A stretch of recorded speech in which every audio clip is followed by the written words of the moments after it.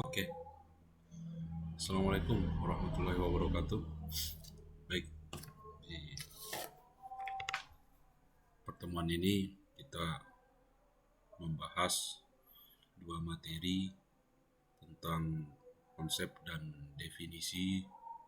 Juga kita membahas klasifikasi, di mana konsep dan definisi ini sudah kita bahas pada minggu kemarin, tetapi saya nggak bisa mengisi dan akhirnya hari ini melalui video virtual ini yang saya bagikan ke LMS, Anda bisa menyaksikan rekaman penjelasan ini nantinya. Untuk itu, ini sekaligus dua materi yang kita bahas, yang saya akan berikan pembahasan, yaitu pertemuan 4 dan 5 gitu ya. Pertemuan 4 dan 5. Nah, untuk mempersingkat waktu, kita langsung saja membahas konsep dan definisi ini yang lebih awal kita bahas. Setelah itu kita akan membahas klasifikasi, definisi tentang klasifikasi. Baik. Nah, saya paparkan kepada Anda untuk tujuan perkuliahan kita adalah di sini yang pertama, Anda diharapkan mampu menjelaskan definisi konsep, menjelaskan pengertian definisi di dalam logika, menjelaskan tujuan membuat sebuah definisi, membuat definisi mengenai suatu konsep secara jelas, membedakan definisi konsep dan definisi, menyusun definisi dari sebuah konsep secara benar. Apa itu konsep? Kalau kita merujuk dari bahasa Latin, konsep itu adalah concipere, yang artinya ini mencakup, dapat juga mengandung, dapat juga mengambil, dapat juga menyedot, dapat juga menangkap. Secara istilah, konsep itu dari bahasa Latin seperti ini. Biasanya konsep ini digunakan dalam benda yang disebut konseptus, yang berarti tangkapan. Itu konsep. Kalau di bahasa Indonesia dia memiliki arti yang luas, bermakna yang luas. Nah, dalam Kamus Besar Bahasa Indonesia atau KBBI, konsep ini berarti ide atau pengertian yang diabstrakkan dari peristiwa konkret atau gambaran mental dari objek, proses atau apapun yang berada di luar bahasa. Itu menurut KBBI. Nah, kalau kita melihat dari segi komprehensifnya sebuah konsep itu, kita bisa melihat di sini ada dua tabel di sini membahas tentang aspek komprehensif dan aspek ekstensinya. Nah, kalau kita melihat di sini ada konsep mamalia. Jadi kalau kita berbicara tentang mamalia, ini minggu kemarin di penjelasan kemarin sudah saya berikan gambaran. Ini cukup untuk menstimulus kita di dalam materi hari ini. Misalnya pertama mamalia.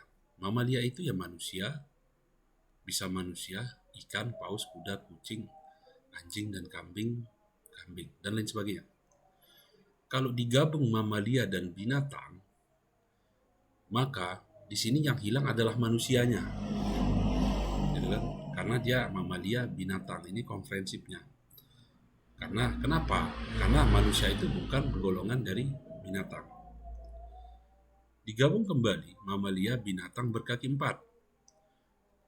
Ini juga akan menghilangkan yang namanya ikan paus, terus ikan paus ya, ikan paus. Jelas ikan paus itu adalah mamalia.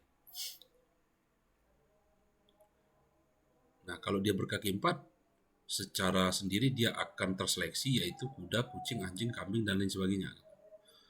Mamalia binatang berkaki empat memakan rumput. Jelas di sini kucing sudah termasuk, walaupun dia berkaki empat, kucing sudah nggak masuk bermakan. Dia tidak memakan rumput, kecuali kuda dan kambing. Nah, ini yang dimaksud dengan melihat dari aspek komprehensifnya dan sekiranya ekstensinya kita harus pahami gitu. Kita harus pahami kira-kira apa, yang mana dia yang disebut dari aspek komprehensif. Nah, di dalam definisi atau konsep itu inilah yang menjadi dasar kita itu melihat pendefinisian terhadap suatu hal. Tentunya aspek komprehensif dan aspek ekstensi ini dua aspek yang saling yang saling mendukung, dan aspek ekstensi lebih merincikan segala sesuatu yang diinginkan komprehensif. Kita masuk pada sebuah definisi. Definisi kalau dari bahasa Latin, dia itu merupakan definitio, sama dengan pembatasan. Maksudnya, definisi ini dia juga menentukan batas-batas dalam pengertian suatu hal tertentu, sehingga jelas apa yang dimaksudkan. Supaya jelas, kalau tidak dibatasi, maka ini sangat luas nanti. Jadi pengertian ini yang sudah dibatasi ini tentunya dia tidak kabur. Artinya tidak kabur itu jelas gitu ya, tidak kemana-mana. Kita mendefinisikannya itu tidak menyinggung hal-hal lain. Kita fokus gitu, mendefinisikan sesuatu itu fokus gitu. Misalnya ada benda seperti ini, Anda bisa definisikan ini korek. Jelas Anda bisa mendefinisikan, tidak bisa menyinggung hal yang lain gitu. Tidak bisa menyinggung hal yang lain, menyinggung buku, mendefinisikan buku, menghubungkan korek dan buku. Ya udah korek, kita definisikan korek itu.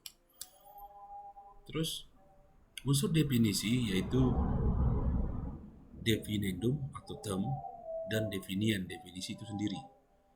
Definendum ini simbol yang diberi penjelasan batasannya. Definien sebuah frasa atau anak kalimat yang diberikan uraian penjelasan bagi definendum. Itu frasa. Jadi harus terdiri penjelasan yang jelas terhadap definisi sesuatu hal. Itu yang disebut frasa. Kalimat-kalimat itu yang disebut frasa. Kadang kita mendefinisikan segala sesuatu itu, frasa kita menggunakan, ada orang lain yang menggunakan frasa yang berbeda, tetapi substansi yang diinginkan itu sama gitu. Frasanya hanya berbeda. Itu garis lengkungnya untuk membahasakan segala sesuatu itu berbeda, tetapi dengan substansi yang sama. Itu tidak jadi masalah. Definiens, general atau genus. Bagian yang menunjukkan jenis definendum yang didefinisikan. Diferensia atau pembeda. Dalam mendefinisikan suatu definendum, kita harus menganalisis jenis sifat pembeda yang dikandungnya. Nah, kalau kita melihat pembeda, diferensia. Dalam mendefinisikan suatu definendum, kita harus menganalisis jenis sifat pembeda yang dikandungnya. Oleh karena itu, maka kita bisa membedakan sesuatu hal. Kita harus tahu dulu sifatnya, itu kan jenis sifatnya, itu. Kita harus analisis jenis sifatnya itu, sehingga kita bisa membedakan A dan B. Genus kita sebut untuk mendekatkan pikiran kita, sebab dengan genus karakter benda atau barang mudah untuk dikenal. Contoh, nanas didefinisikan sebagai buah berwarna kuning. Buah berwarna kuning ini merupakan definiens. Definisi ini dapat dibedakan menjadi buah dalam tanda kutip buah sebagai genus dan tanda kutip kuning sebagai diferensianya. Buah ini sebagai genusnya dan kuning sebagai diferensianya, pembedanya. Kuning ini sebagai pembedanya. Itu ya.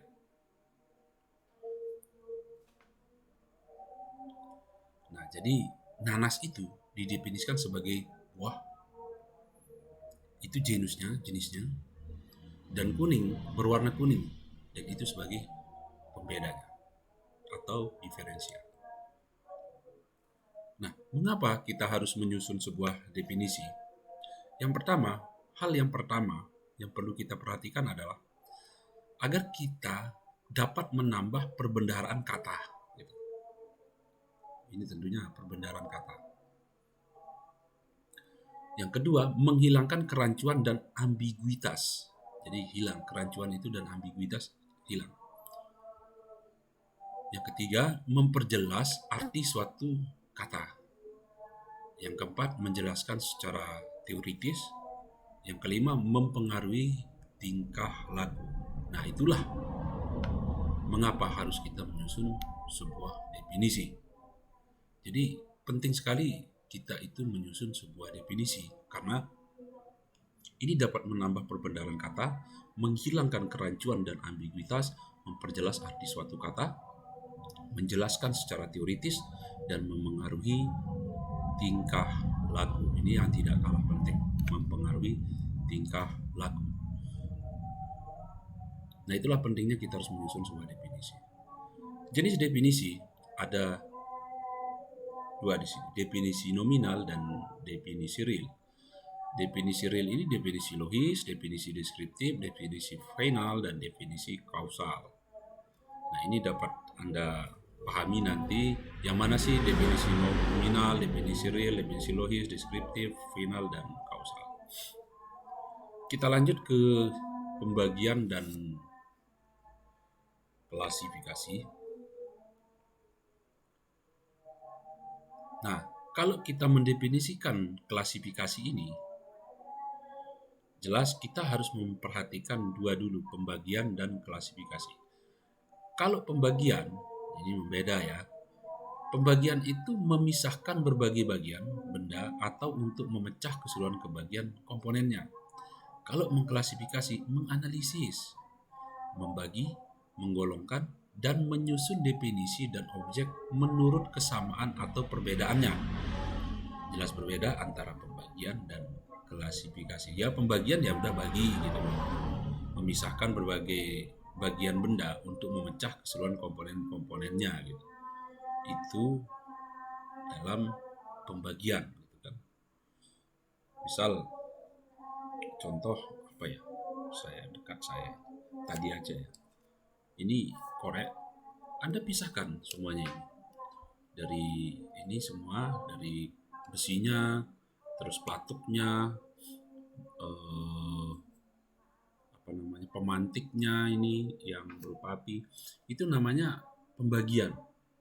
Nah, kalau klasifikasi, nah korek ini kita analisis, gitu kan, menganalisis, membagi, kita golongkan, gitu kan, kita definisikan, artinya kita harus analisis, kita bagi, kita golongkan, kita susun definisinya dan objek menurut kesamaan dan perbedaannya. Artinya lebih kompleks yang dimaksud dari definisi tersini di sini. Berbeda dengan pembagian. Pembagian itu hanya memisah-misahkan aja, membagi gitu. Kalau klasifikasi kita sudah masuk dalam ranah menganalisis di sana. Nah, klasifikasi itu pengertiannya aktivitas akal budi untuk menggolongkan dan membagi serta menyusun benda-benda atau pengertian-pengertian tertentu berdasarkan kesamaan dan kebedaannya. Itu pengertian dari klasifikasi. Contoh pembagiannya, kalau pembagian rumah, tamu, suatu rumah yang besar, ada rumah, kita bagi, itu ada rumah tamu, kamar mandi, ruang depan keluarga, dapur, WC, teras, dan gudang, dan lain sebagainya. Kalau klasifikasi, kita lihat berdasarkan ukurannya gitu. Apakah rumah itu tipe 36, 45, 70, 90.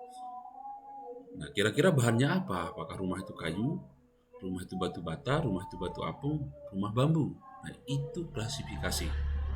Kalau pembagiannya, ya tata ruangnya gitu, ruang A, ruang B, ruang C gitu kan. Nah, kalau sebagai klasifikasi tipenya, ukurannya, bahan apa yang digunakan untuk itu tataran menganalisis. Nah, ini perbedaan antara pembagian dan klasifikasi. Misalnya kalau kita melihat gambar ini di geometri ini, Ada segitiga, ada persegi, ada oval, bulatan oval lagi yang berwarna biru ini, gitu kan. Ada segitiga berwarna putih, oval, bulatan oval, terus persegi di sini gitu. Nah, nah kalau kita melihat dari geometri inilah uh, contoh dalam pembagian dan klasifikasi. Kalau kita bagi pembagian itu ya kita bagi segitiga, persegi dengan warnanya. Ada warna biru, eh, ada warna putih, gitu kan. Itu termasuk pembagian. Kalau kita bisa melihat dari klasifikasinya, si segitiga ini kira-kira bentuknya bagaimana, ukurannya seperti apa, persegi panjang ukurannya apa, oval, gitu. Nah ini pembedanya antara klasifikasi dan pembagian. Lanjut ke sistem klasifikasi. Klasifikasi logis ada dua ya, ya. Habis itu selesai. Ada klasifikasi logis dan klasifikasi dikotomis. Kalau logis, penggolongan kelompok-kelompok suatu himpunan yang dimulai dari genus ke spesies terdekat dan demikian seterusnya hingga mencapai infimai spesies. Itu logis. Kalau dikotomis, pembagian genus ke dalam dua spesies yang saling bertentangan. Nah, ini kalau yang logis dan dikotomis dalam sistem klasifikasi. Oke. Nah, jadi dari beberapa penjelasan tadi, dari definisi, konsep dan definisi, dan termasuk juga klasifikasi, Anda sudah dapat memahami maksud dari definisi, maksud dari klasifikasi. Di mana kapan kita mengatakan ini pembagian, kalau di klasifikasi kapan kita mengatakan ini jelas dalam klasifikasi. Begitu pula dalam mendefinisikan sesuatu, segala sesuatu gitu, suatu hal. Jelas kalau kita mendefinisikan suatu hal, itu harus kita merujuk kepada aspek komprehensif dan aspek ekstensinya. Ini menjadi dasar kita menarik sebuah definisi. Gitu ya. Baik, untuk pertanyaan, saya akan sediakan Anda pada LMS untuk pertemuan asinkronusnya. Silahkan di sana Anda mengajukan sebuah diskusi, dan nanti yang lain juga bisa dapat mengomentari dan dapat menjawab apa diskusi dari temannya, gitu ya, pada forum LMS. Silakan dapat mengakses LMS, dan materi ini, video ini dan materinya saya akan upload pada LMS. Gitu ya.